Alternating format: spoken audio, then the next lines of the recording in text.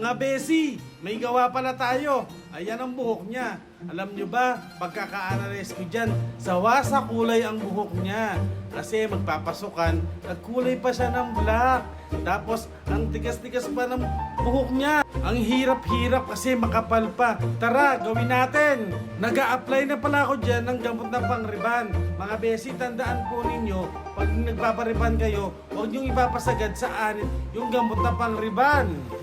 Manlawan mo na yan, Daniela! Pasok! Pinapatuyo na namin ang buhok niya dyan, mga besi. Tingnan nyo naman kung gaano yung kakapal at kakingke. Katigas! Fast forward tayo. Pamamalansya na. Tingnan nyo naman. Kung gaano ako mamalansya dyan, ninipisan ko talaga. Di baling mapagod ako. Huwag lang mag-back job ang ating gawa. Ang hirap talaga ng ganyan, besi. Apakatigas ng buhok ng ating client. Ang sakit-sakit tuloy sa kamay. Pero okay lang yan. Dapat masulit ang pera niya. Nag-apply na rin pala ako dyan ng cello wax niya with neutralizer para mag-isa ang kulay. Patuyuan na tayo dyan. Kita nyo mga besi, walang nasunog dyan.